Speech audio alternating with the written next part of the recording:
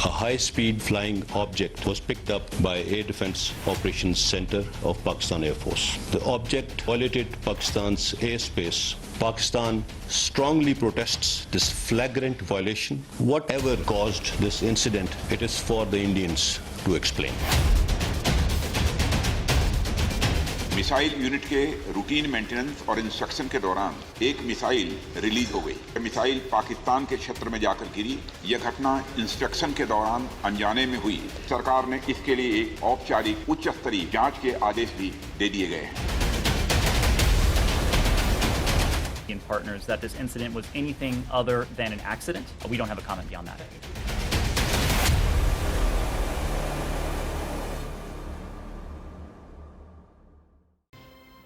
बिस्मिल्लाहिर्रहमानिर्रहीम। अस्सलाम वालेकुम नाज़रीन, प्रोग्राम में खुश आमदीद कहते हैं। आज हम एक बड़े इंपॉर्टेंट और सिक्योरिटी और दिफा के हवाले से जो इशू है अभी रिसेंटली जो क्रॉप अप हुआ है, 9 मार्च को हिंदुस्तान की जानिब से पाकिस्तान के अंदर यानी मियाँ चन्नू का जो एरिया है, डिस्ट्रिक्ट खानेवाल है, वहाँ पे एक मिसाइल आके गिरा और जिसके बाद फिर DGISPR ने बड़ी डिटेल में उसको बताया कि किस तरह से, किस रूट से, किस स्पीड से और कितना फासला तय करके वो पाकिस्तान की एयर स्पेस के अंदर आया और फिर आके यहाँ पे गिरा। डिप्लोमेटिकली भी उसको जो है उठाया गया है फॉरेन ऑफिस की जानिब से और पाकिस्तान ने ये मुतालबा किया है कि एक जॉइंट इन्वेस्टिगेशन, मुश्तरका तहकीकात की जानी चाहिए। बिकॉज ज़ाहिर है कि हम हिंदुस्तान के ऊपर बिलीव और यकीन नहीं कर सकते। उनके जो वज़ीर दिफा हैं राजनाथ सिंह साहब, उन्होंने एक बयान दिया जिसमें उन्होंने कहा कि ये तो हादसाती तौर पे जो है वो गया है और जिसकी हम इंटरनली तहकीकात करेंगे, बट वो काफ़ी नहीं होगा क्योंकि ये तो एक ऐलान जंग के मुतरादफ है। एयर स्पेस पाकिस्तान के अंदर और फिर एक ख़तरनाक जो है असलहा उसको इस्तेमाल किया गया, टाइमिंग उसकी, ये सारी चीज़ें जो है उसकी बड़ी अहमियत है। इंटरनेशनल कम्युनिटी इसके ऊपर क्या करती है, बिकॉज डेफिनेटली पाकिस्तान इस हवाले से मुख्तलिफ फोरम्स के ऊपर जाएगा। इस पे हम बात करेंगे। मेरे साथ मौजूद हैं जनरल एजाज अमान साहब, दिफाई और पोलिटिकल तजियाकार हैं। बहुत शुक्रिया जनरल साहब, आपने हमें टाइम दिया।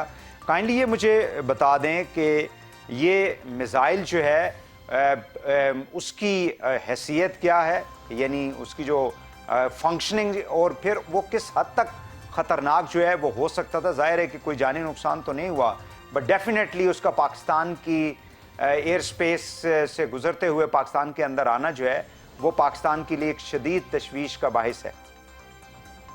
जी, थैंक यू वेरी मच भाई। देखें, इसमें जहाँ तक पहली बात यह है कि ये ब्रह्मोस मिसाइल था जो अभी तक की इतलात हैं, जो कि एक टेक्टिकल शॉर्ट रेंज वेपन है, तकरीबन 300 से 500 किलोमीटर तक मार करने वाला है। अब इसमें यह है कि इसका वॉरहेड नहीं था। जब वॉरहेड नहीं था तो हम इसे अनआर्म्ड मिसाइल कहते हैं, जो यकीनन रेंज टेस्टिंग के लिए, ट्रैकिंग सिस्टम की वायबिलिटी टेस्ट करने के लिए, अगर नेबरिंग मुल्क में फायर किया जाए तो उनकी एयर स्पेस मैनेजमेंट और उनके रेस्पॉन्स को टेस्ट करने के लिए ये फायर किया जा सकता है, किया गया है। अब होता यह है कि अगर ये टेक्टिकल था और वो अपने एक्सपेरिमेंट कर रहे थे तो ये बहुत लॉन्ग रेंज वेपन तो है नहीं। तो अगर वो टेस्ट कर रहे थे और पाकिस्तान के अंदर वो 125 किलोमीटर तक आया है 3 मिनट में, जबकि उसका अपना टाइम ऑफ फ्लाइट अपने मुल्क के अंदर 1 से 1.5 मिनट है, तो इससे लगता यह है कि वो तकरीबन 40 किलोमीटर उसने अपने मुल्क में सफर किया है और 125 किलोमीटर पाकिस्तान के अंदर वो आया है। तो पाकिस्तान के बॉर्डर के इतना नजदीक एक टेक्टिकल मिसाइल का ट्रायल, ये एक अलार्म क्रिएट करता है कि वो क्यों ये ट्रायल कर रहे थे पाकिस्तान के रेंज के इतने नजदीक, जबकि मिसाइल के जो ट्रायल रेंजेस हैं उनके मुल्क की इतनी डेप्थ है, इतने बड़े उनके पास डेजर्ट्स हैं, वहां पर ये टेस्ट फ्लाइट क्यों नहीं की गई और बॉर्डर के नजदीक क्यों की गई, ये एक बहुत बड़ा सवालिया निशान है। वो खतरनाक तब होता अगर उसके आगे वॉरहेड लगा हुआ होता। अब ये अनआर्म्ड है तो इसके डिजाइन जो है वो अपने लॉन्चिंग सिस्टम की एफिकेसी, उसकी एक्यूरेसी, उसका रेंज, पाकिस्तान के रिस्पॉन्सेज, ट्रैकिंग सिस्टम का रिस्पॉन्स टेस्ट करने के लिए उन्होंने, मैं समझता हूं उन्होंने डिलिबरेटली लॉन्च किया है। تیسری بات اس میں یہ دیکھنے والی ہے کہ جب انہوں نے یہ میسائل فائر کیا تو کوئی بھی میزائل جو رینج میں فائر کیا جاتا ہے اگر اس کے ٹریکنگ سسٹم میں کوئی غلطی ہوتی ہے تو وہ جس شدت کے ساتھ اس کی موٹر اس کو ایکسلریٹ کر رہی ہے، اس کو پش کر رہی ہے، وہ لائکلی ہے کہ اسی ڈائریکشن میں جائے گا جس ڈائریکشن میں اس کو فائر کیا گیا ہے۔ 180 ڈگری کا یا 90 ڈگری اینگل کا ٹرن لے کے اس کا مڑنا یہ انڈرسٹینڈیبل نہیں ہے کہ ایک میزائل 90 ڈگری کا ٹرن لے کے کسی نیبرنگ ملک میں جا سکتا ہے۔ تو یہ جو سوالیہ نشان ہے اس سارے سسٹم کے اوپر، اس کی تحقیقات ہونی چاہیے، اس کی وضاحت ہندوستان کو دینی پڑے گی، اور ہمیں ایک جوائنٹ انویسٹیگیشن اس کی کر کے ایک تو ہم نے یونائٹڈ نیشن کو مطلع کرنا ہے۔ اس کی وجہ یہ ہے کہ اگر اس طرح کا میسائل فار ایگزامپل اگر یہ آرمڈ ہوتا تو یقیناً اس کو ایک ہم میسائل سٹرائک سے تعبیر کیا جاتا کہ پاکستان کے اندر ہندوستان نے میسائل سٹرائک کی ہے، اور اگر یہ اس ان آرمڈ حالت میں ہی کسی شہری آبادی پہ گر جاتا تو یقیناً 8-10 شہادتیں ہو جانا ایک بڑا عام سی بات ہوتی، اور اگر کسی چلتی ہوئی گاڑی کو لگ جاتا اس کے اوپر آ کے گرتا تو 40-50 شہادتیں پیسنجر جہاز کو بھی ہٹ کر سکتا تھا۔ یہ جس رینج پہ آیا ہے، جس آلٹیٹیوڈ پہ آیا ہے، اس وقت اگر کوئی فلائٹ انٹرنیشنل یا ڈومیسٹک وہ اس راستے سے گزر رہی ہوتی تو ایک بہت بڑا حادثہ ہو سکتا تھا۔ تو یہ کہنا کہ یہ غلطی ہو گئی اور میسائل آپ کے ملک میں چلا گیا، یہ سفیشینٹ ایکسپلینیشن نہیں ہے۔ یہ کوئی بچوں کا کھیل نہیں ہے، کوئی پتنگ نہیں ہے، کوئی ٹوئے نہیں ہے جو غلطی سے ہوا کا رخ ادھر تھا اور آپ کے ہاں چلا گیا۔ تو یہ تحقیقات طلب معاملہ ہے۔ چونکہ پاکستانی حکومت اس وقت ایک مخصوص سیاسی بحران میں گھری ہوئی ہے تو وہ اس پر پوری توجہ اس طریقے سے نہیں دے سکے ہیں، عدم اعتماد کی موومنٹ اور یہ جو کچھ اتحادی ان کے ساتھ کر رہے ہیں، تو اس وجہ سے میرے خیال میں اس کو وہ توجہ نہیں ملی جس کا یہ مستحق تھا۔ جن صاحب مجھے یہ بتائیں کہ کیا انڈینز جو ہیں وہ ایگری کریں گے ایک جوائنٹ انویسٹیگیشن کے لیے؟ دیکھیں، ایک تو یہ ہے کہ انڈین شاید اس پہ ایگری نہ کریں، پرنسپلی ان کو کرنا چاہیے، لیکن وہ چونکہ اپنے لانچنگ سسٹم، لانچنگ پیڈ، ان کی جو ٹیکنالوجی ہے، پھر ان کا جو لانچنگ کی میتھڈولوجی ہے، اس میں ہمیں گھسنے نہیں دیں گے، اگرچہ ہمارے لیے کوئی بہت بڑا وہ ہڈن سیکرٹ نہیں ہوگا۔ اب اسی کے انالیسس کر کے یہ جو سٹرکچر ہمارے یہاں گرا ہے، اس کے سٹرکچر دیکھ کر اس کے انالیسس کیے جا سکتے ہیں، اس کی رینج، اس کی موٹر، اس کی جو باقی فیسلٹیز آن بورڈ تھیں، ان سے پاکستان بہت کچھ اخذ کر سکتا ہے۔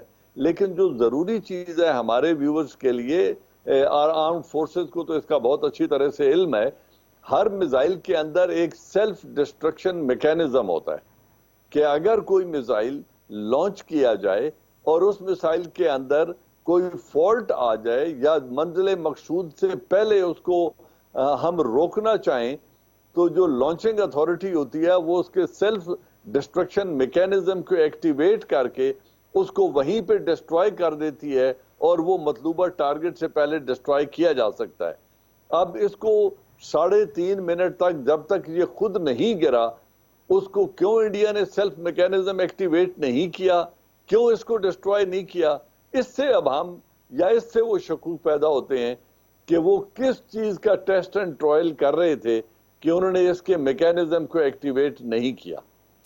جن صاحب یہ مجھے کائنڈلی بتا دیں کہ ہمارا جو ریڈار سسٹم ہے ڈیٹیکٹ کرنے کا، اس طرح کی کوئی بھی مٹیریل اگر جو ہے وہ اس طرح کے خطرناک چیزیں جو ہے پاکستان کی ایئر سپیس کے اندر آ جاتی ہیں تو ان کو کیا ڈیٹیکٹ کر کے فضا میں ہی ان کو ڈسٹرائے کیا جا سکتا ہے؟ دیکھیں، ڈیٹیکٹ تو جس طرح ہم نے کیا ہے، پہلی بات یہ ہے کہ ہماری جتنی ایئر سپیس ہے اس کو 24 آورز مانیٹر کیا جاتا ہے، اور بڑے 3 سے 4 ایسے سینٹرز پاکستان میں جغرافیائی طور پہ موجود ہیں جو پاکستان کی تمام سرحدوں کو مانیٹر کر رہے ہوتے ہیں کہ اس میں کوئی آبجیکٹ فلائنگ یا ایئر کرافٹ یا کوئی انٹروڈر داخل نہ ہو۔ ٹھیک، یہی وجہ ہے کہ اس کے رینج اس کی ہائٹ، اس کا آلٹیٹیوڈ وغیرہ اور اس کا فلائٹ پاتھ ہم نے خود ٹریک کر کے جب وہ D G I S P R نے پریزنٹیشن دی تو انہوں نے بتایا کہ یہ کس جگہ سے لانچ ہوا، کتنی ہائٹ پہ تھا، کس جگہ سے پاکستان میں انٹر ہوا اور کتنا ڈسٹینس ٹریول کرنے کے بعد یہ ڈسٹرائے ہوا ہے. یہاں تک تو ہماری کیپیبلٹی ہے، اس میں کوئی دو رائے نہیں ہے کہ nothing can come into Pakistan in observed.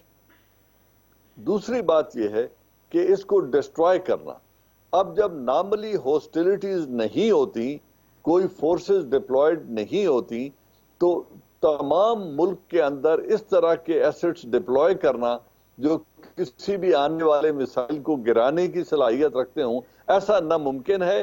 نہ پیس ٹائم میں اس طرح کی ڈپلائمنٹ ہر وقت موجود ہوتی ہے کہ وہ کسی بھی آنے والے میسائل کو گرا دے، ایسا نہیں ہوتا. اس میں ایئر کرافٹ جو ہیں وہ ایئر ڈیفنس الرٹ کا ایک نظام ہوتا ہے.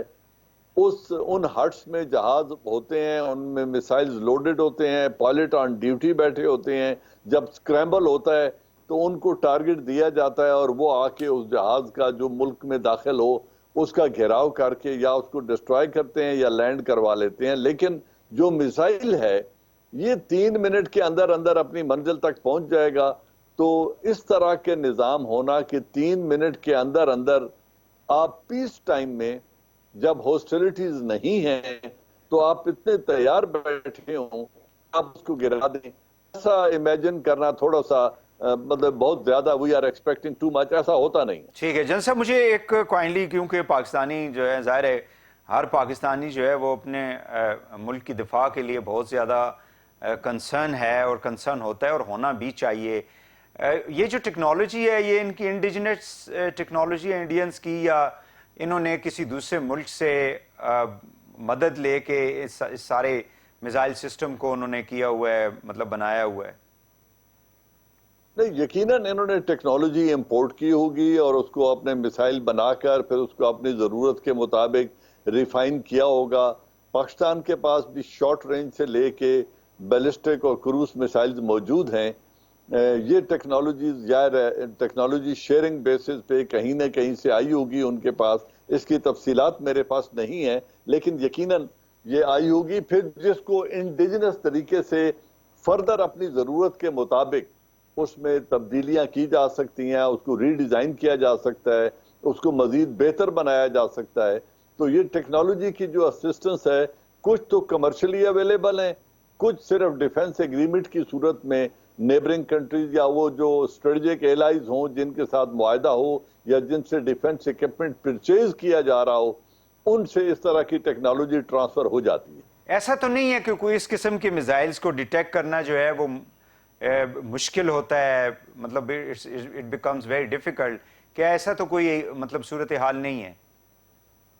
نہیں، میسائل کو ڈیٹیکٹ کرنا ایک ہے، لیکن دیکھیں جب دونوں neighbouring countries nuclear weapon states ہوں، ان کے پاس میسائل موجود ہو، دونوں کے پاس میسائل ٹیکنالوجی ہو، دونوں کے پاس میسائل ایسے ہوں جو ہر طرح کا وار ہیڈ کیری کر سکتے ہیں، تو اس میں جو مس کیلکولیشن ہے، جس کا خطرہ یہ ہوتا ہے کہ یہ آنے والا میسائل کیا لے کر آ رہا ہے، وہ مس کیلکولیشن ڈینجرس ہوتی ہے. اب جو ہم اپنی ڈے ٹو ڈے لینگویج میں کہتے ہیں نا کہ بھری ہوئی بندوق سے ایک آدمی ڈرتا ہے، خالی بندوق سے 2 ڈرتے ہیں. صحیح. اب جو بندوق آپ کے اوپر تان رہا ہے اگر وہ خالی ہے تو اس کو پتا ہوگا کہ اس کے اندر تو کچھ نہیں ہے، لیکن سامنے والا تو یہ یقین سے نہیں کہہ سکتا کہ اس کے اندر کچھ نہیں ہے، وہ تو سمجھتا ہے یہ مجھے شوٹ کرنے لگا ہے. بالکل صحیح ہے. تو یہ جو میسائل کا آنا، اب جب وہ آ رہا تھا تو ہمیں کچھ پتا نہیں تھا کہ اس کے آگے وار ہیڈ ہے یا نہیں ہے، یہ شارٹ رینج ہے یا لانگ رینج ہے، یہ کس رینج کا میسائل ہے جو فائر کیا گیا ہے، کس ٹارگٹ پر جا رہا ہے. یہ چیزیں 3 سے 4 منٹ کے اندر اندر جج کر لینا صحیح ہے. بہت مشکل ہوتا ہے، کیونکہ ہندوستان کے پاس ایسے میسائل بھی موجود ہیں جو 2000 کلومیٹر تک سٹرائک کرتے ہیں. ہمارا تو کل ملک کی 650 سے 700 کلومیٹر کی ڈیپتھ ہے، سینٹر سے 450 کلومیٹر ہے. تو ہمارے لیے تو ان کا شارٹ رینج میسائل بھی بڑے اسٹریٹجک آبجیکٹیو اچیو کر سکتا ہے. تو یہ جو ابہام ہے نا، یہ جو مس کیلکولیشن ہو سکتی ہے، یہ خطرناک ہے. اور اس کے لیے میں کہہ رہا ہوں کہ ہمیں یونائٹڈ نیشن میں جانا چاہیے. ہمیں آئندہ کے لیے کوئی ایسا سسٹم ایوالو کرنا چاہیے کہ جب بھی ہندوستان اور پاکستان کسی ایسے رینجز پر اپنی ٹرائل کر رہے ہوں جہاں اس خدشے کا یا اس کا احتمال ہو اس بات کا کہ کوئی مس کیلکولیشن ہو سکتی ہے، تو ایک انفارمیشن شیئرنگ کا میکینزم بننا چاہیے تاکہ آئندہ اس طرح کے حادثات نہ ہو سکیں اور کوئی بڑا خطرہ یا مس کیلکولیشن نہ ہو جائے. بہت شکریہ اعجاز امان صاحب، بڑے بہترین طریقے سے اور بڑی تفصیل سے آپ نے جو ہے یہ ساری سچویشن اس کو آپ نے ہمارے ناظرین کے لیے ایکسپلین کیا. ناظرین یہاں پہ ایک شارٹ بریک لیں گے اور واپس آ کے اسی ایشو کے اوپر بات جاری رکھیں گے. بریک کے بعد ہمارے ساتھ رہیے گا.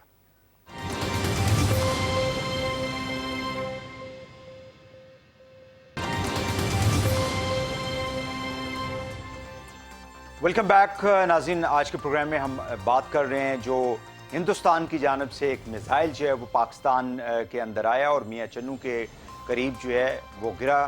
اس حوالے سے پاکستان نے شدید اس کے اوپر احتجاج بھی ریکارڈ کیا اور یہاں پہ جو ہائی کمشنر ہیں، یہاں پہ ہائی کمیشن جو انڈیا کی ہے، ان کے چارج ڈی افیئر کو بھی بلایا اور وہاں پہ ایک مراسلہ بھی ان کو سبمٹ کیا گیا. اور پاکستان نے جوائنٹ انویسٹیگیشن کی بات کی ہے، ایک مشترکہ تحقیقات کی. کیا یہ ہو پائے گا؟ ہمارے ساتھ موجود ہیں اعزاز چودھری صاحب، سابق سیکرٹری خارجہ. بہت شکریہ چودھری صاحب، آپ نے ہمیں ٹائم دیا. سب سے پہلے تو کائنڈلی مجھے یہ بتا دیں کہ ڈپلومیٹیکلی تو پاکستان نے اپنا ایک فرض نبھایا اور اپنا موقف جو ہے وہ ان تک بیان کر دیا.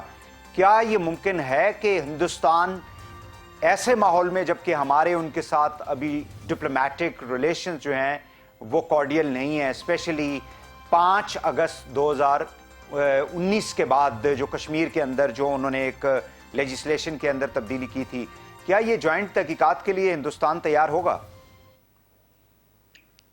کہہ نہیں سکتے، کیونکہ ہندوستان نے جو پرانا رویہ تو یہی تھا کہ تعاون نہیں کرتے تھے، لیکن پاکستان کو بہرحال یہ پاکستان کا حق بنتا ہے، کیونکہ وہ میزائل تو ہر طور پاکستان میں آ کے گرا.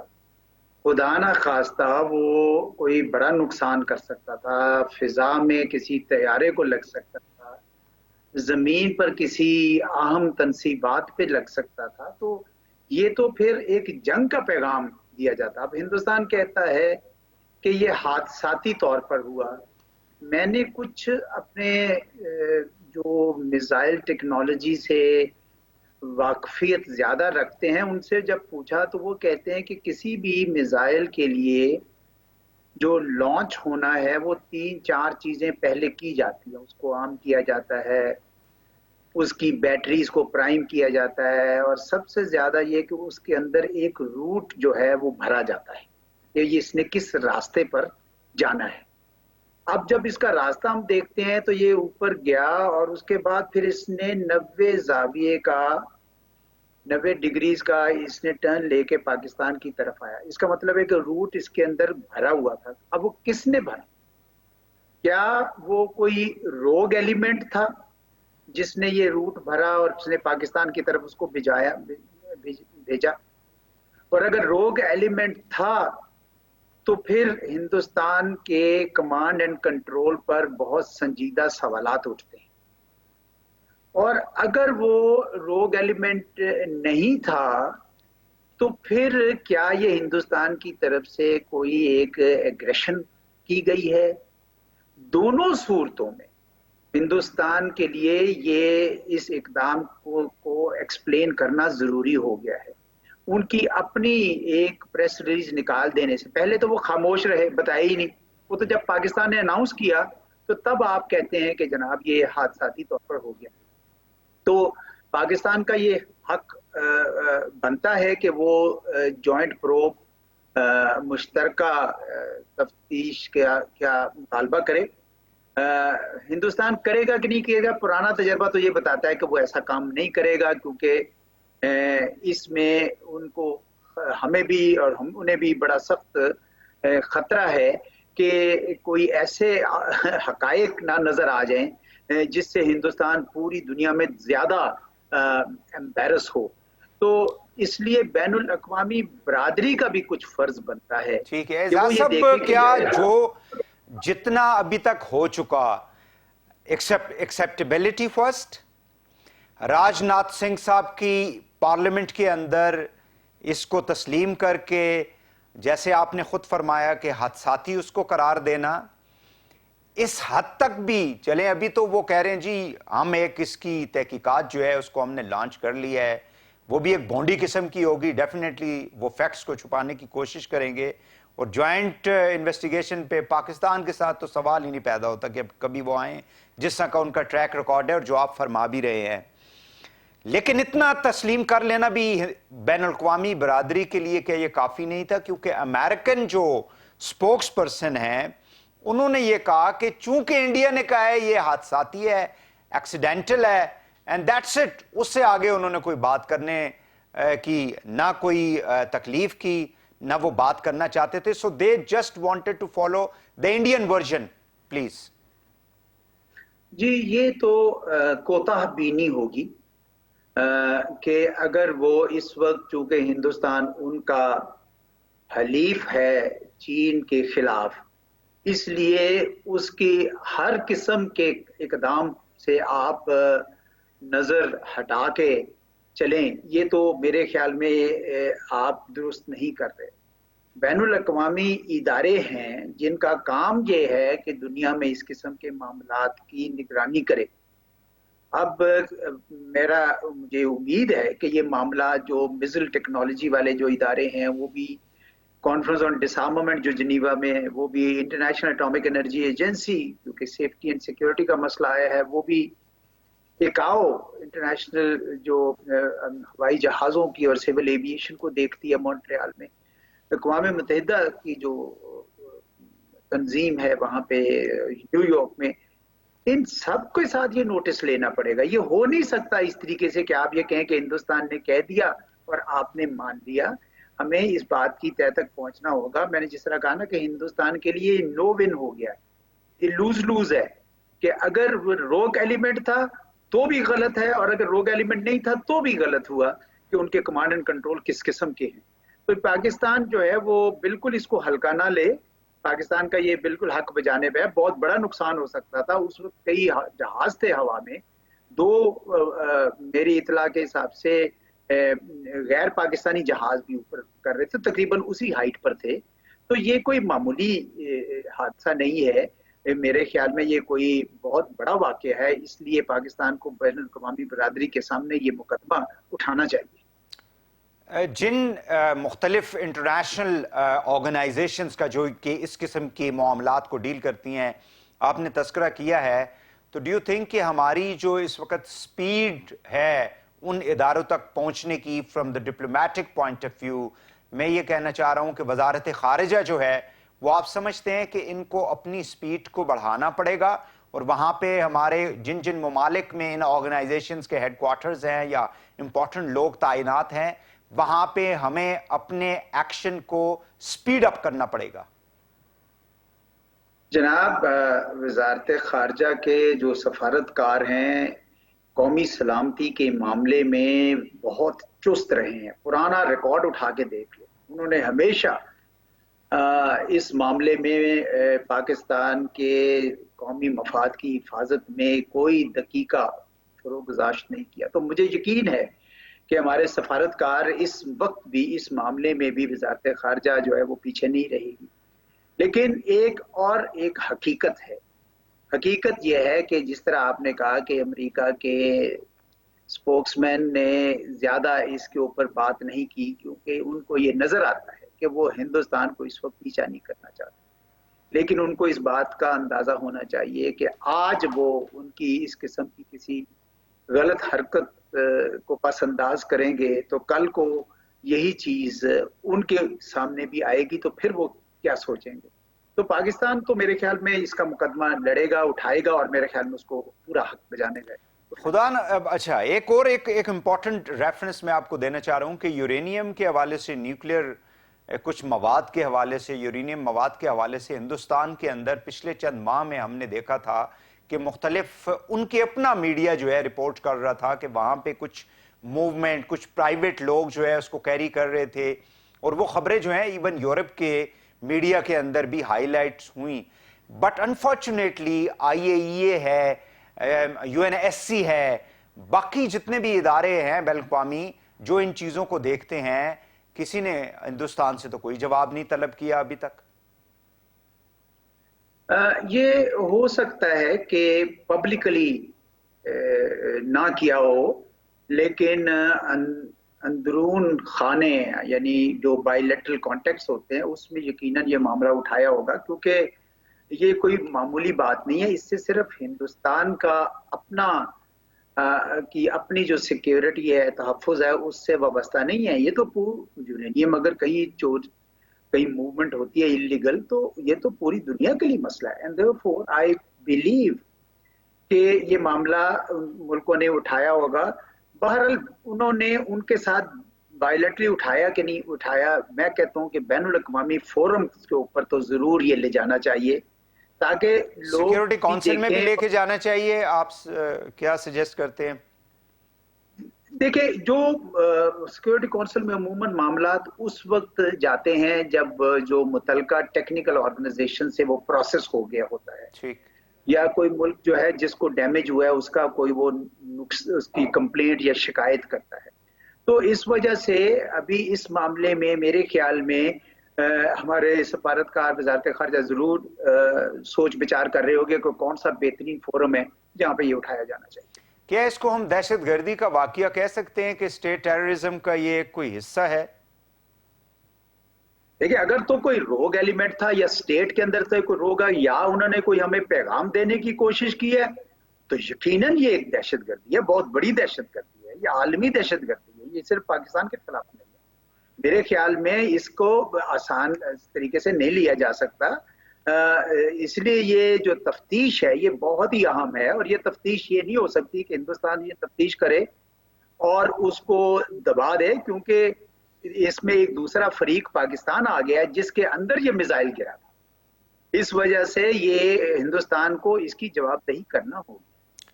خدا نخواستہ اگر یعنی میں انٹرنیشنل کمیونٹی کے پوائنٹ آف ویو سے کہہ رہا ہوں کہ اگر اس قسم کی کوئی، جیسا وہ کہتے ہیں جی ایکسیڈنٹل یہ ہوا ہے، پاکستان سے اس قسم کی کوئی چیز ہو جاتی تو پھر پوری دنیا جو ہے آج پاکستان کے پیچھے تو پڑی ہوئی ہوتی. آج تو بہت زیادہ ہم سے جواب طلب کیے جا رہے ہوتے.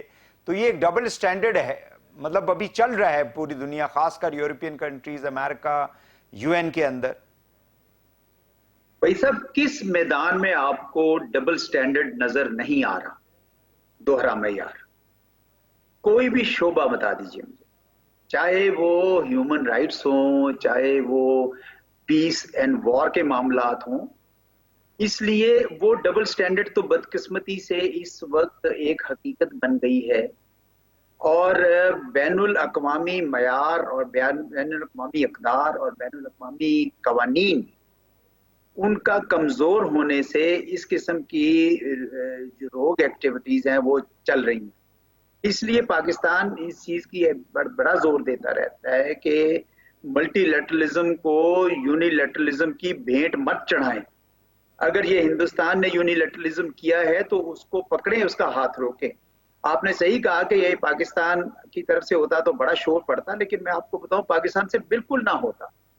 ہمارا جو کمانڈ اینڈ کنٹرول ہے 2004 کے بعد سے، اس کے اندر کوئی کسی قسم کی مسائل نہیں آئے ہیں، بلکہ ڈوئل یوز ٹیکنالوجی کے اوپر تو ایک سیک ڈیو کا ایک اور پوری لیئر بنا دی گئی ہے کہ کوئی ایسا مٹیریل نہ چلا جائے، نہ ملک کے اندر آئے نہ ملک سے باہر جائے، جس کا کوئی دوہرا استعمال ہو سکتا ہے، ڈوئل یوز ٹیکنالوجی ہو سکتی ہے.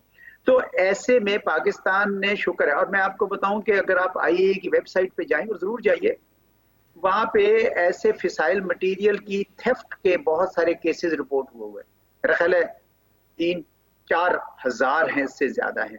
تو ایک بھی الحمدللہ پاکستان کا نہیں، کیونکہ پاکستان کی عوام جو ہے وہ خود اس کا یقین ہے کہ پاکستان کی نیوکلیئر کیپیبلٹی ہمیں باہر کی جارحیت سے بچائے گی.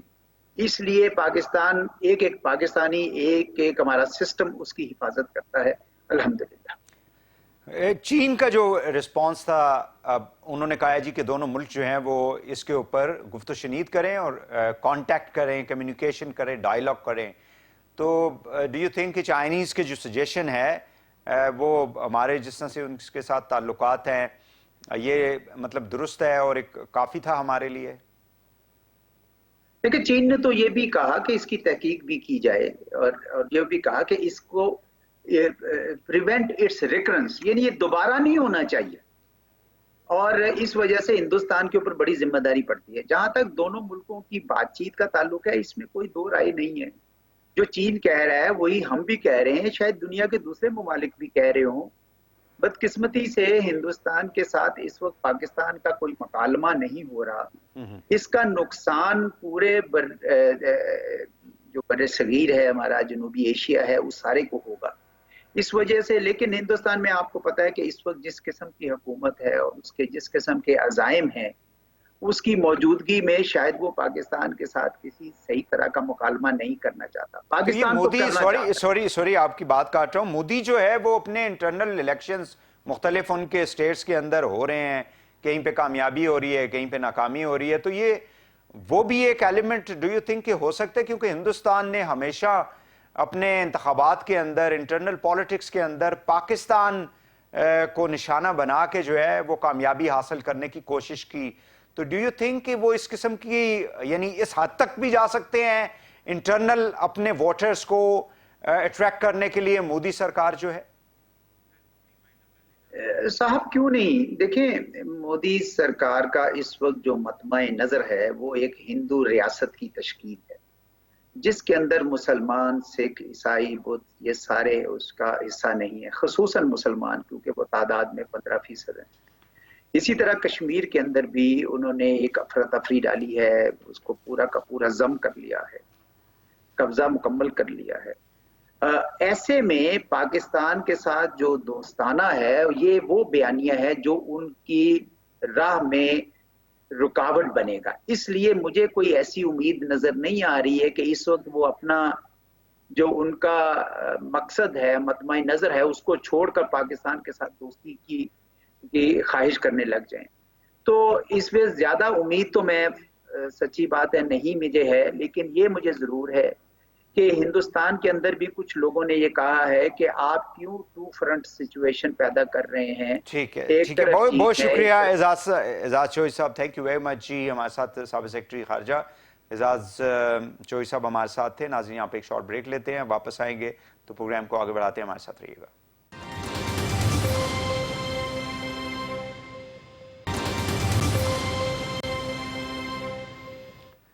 ویلکم بیک ناظرین. اس سیگمنٹ میں ہم ملکی معیشت کے اوپر بات کریں گے. آپ کو معلوم ہے کہ ملک کے اندر ایک سیاسی عدم استحکام جو ہے وہ پچھلے چند ہفتوں سے چل رہا ہے، اسپیشلی جب سے عدم اعتماد کی جو ایک تحریک ہے اپوزیشن نے قومی اسمبلی میں جمع کرا رکھی ہے محترم وزیر اعظم عمران خان صاحب کے خلاف. اس کے بعد سے حکومت اور اپوزیشن دونوں جو ہیں وہ اس وقت شدید کشمکش کا شکار ہیں اور ایک وار آف ورڈز جو ہے وہ جاری ہے.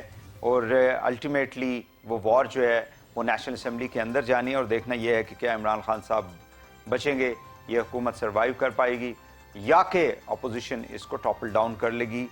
اس کے درمیان میں معیشت جو ہے وہ ایک بہت بڑا چیلنج رہا ہے اس حکومت کے لیے بھی، پچھلی حکومتوں کے لیے بھی، کیونکہ عام آدمی جو ہے وہ مہنگائی کی وجہ سے، بے روزگاری کی وجہ سے کافی زیادہ پریشان ہے.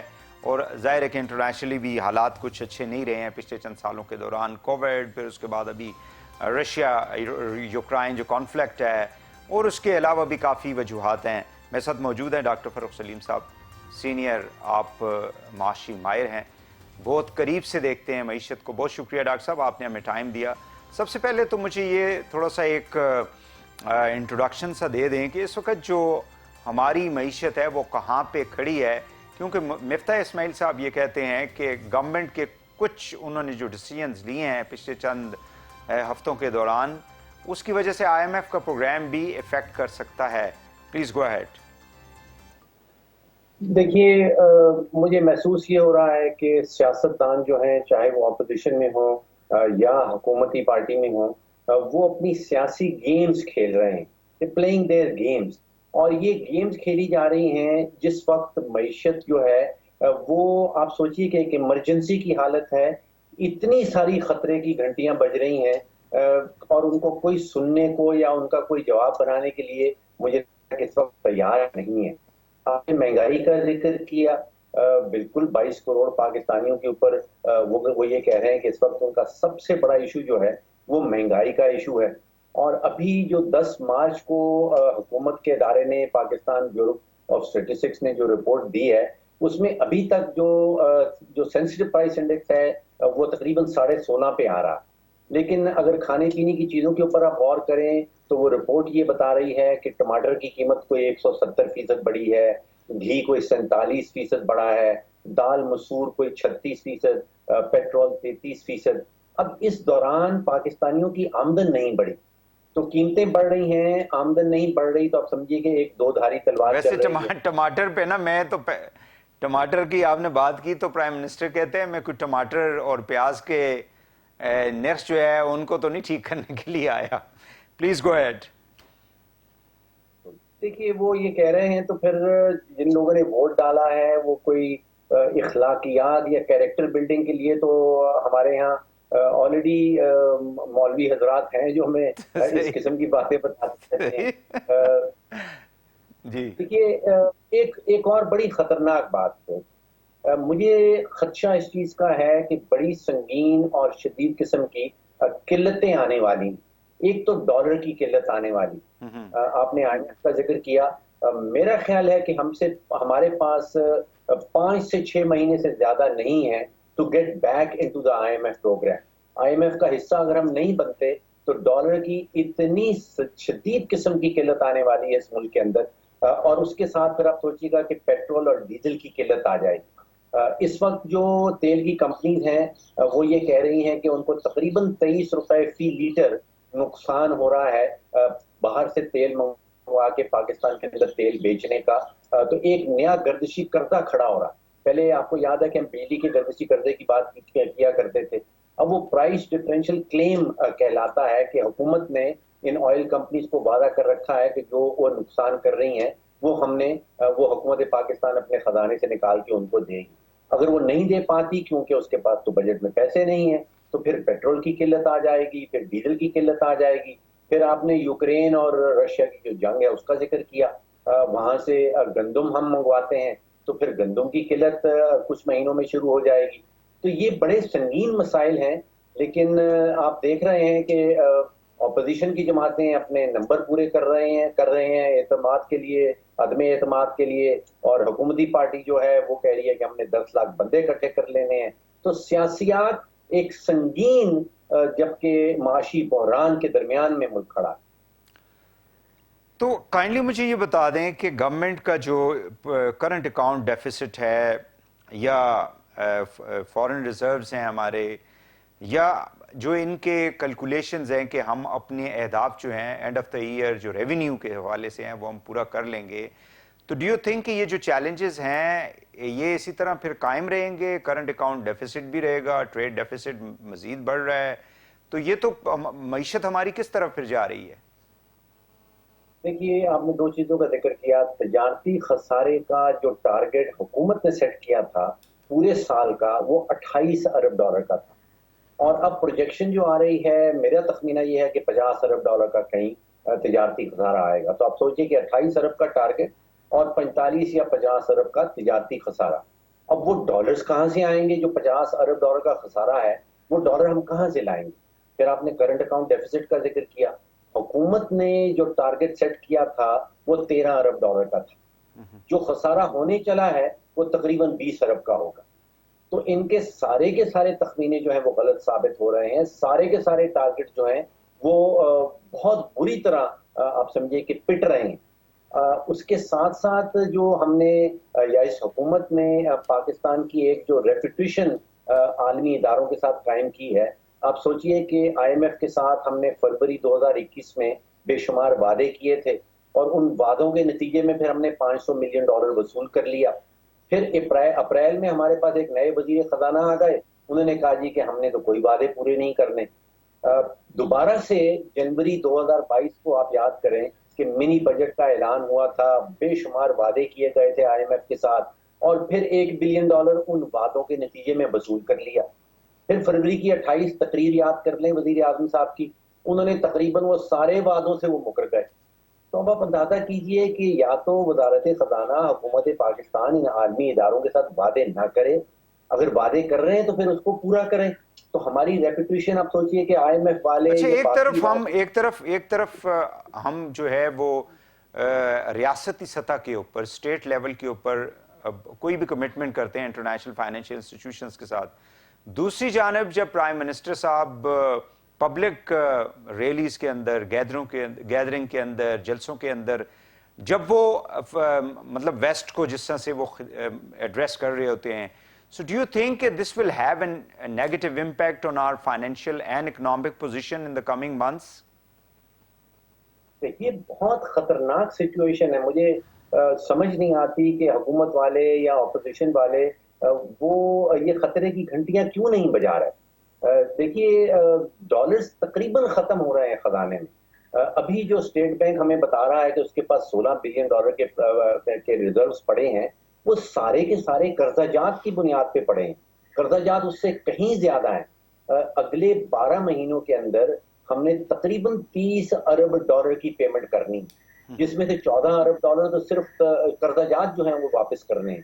تو اتنا بڑا پریشر ہے, اتنی اسٹرانگ آپ سمجھے کہ وہ خطرے کی گھنٹیاں بج رہی ہیں, لیکن کسی کے اوپر کوئی اثر نہیں ہو رہا. تو سفر جو کریں گے وہ تو 22 کروڑ پاکستانی سفر کریں گے.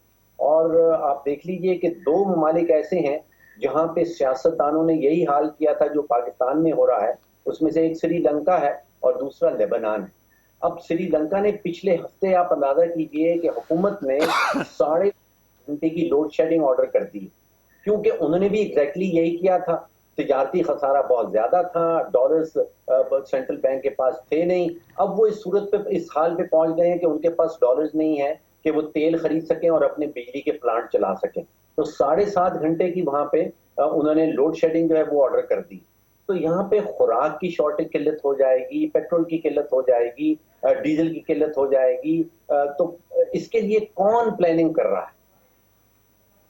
اس کا مطلب یہ ہوا کہ مطلب اپوزیشن گورنمنٹ دونوں ہی جو ہے وہ حالات کے اوپر سارا کچھ چھوڑ رہی ہے کہ جو گورنمنٹ میں ہوگا وہی پھر بھگتے گا اس کو. کائنڈلی مجھے یہ بتا دیں کہ اگر ڈالر پہ پریشر پڑتا ہے اور جس طرح سے بڑھ رہا ہے ابھی, تو اس سے تو پھر مہنگائی میں تو مزید اضافہ ہوگا. کافی چیزیں تو ہم امپورٹ کرتے ہیں, گندم تک تو ہم باہر سے منگا رہے ہیں.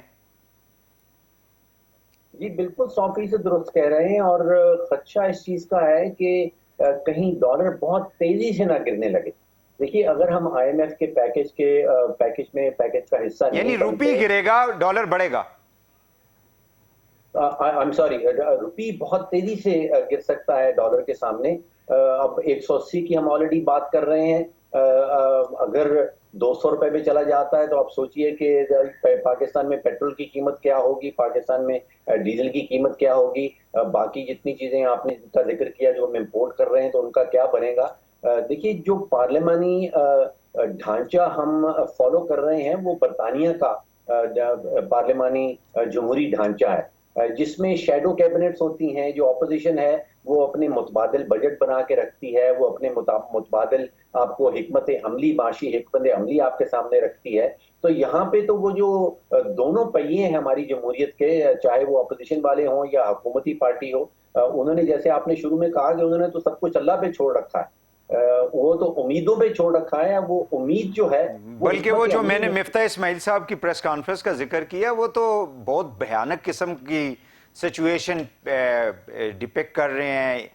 تو اگر مطلب وہ لوگوں کو وارن کر رہے ہیں کہ اگر اپوزیشن والے حکومت میں آ گئے تو آپ ہم سے بھی کچھ زیادہ جو ہے نا وہ توقعات نہ رکھیں کہ روٹی جو ہے وہ 5 روپے کی ہو جائے گی, پیٹرول جو ہے وہ 90 روپے کا لیٹر ہو جائے گا. It's not going to happen in this country.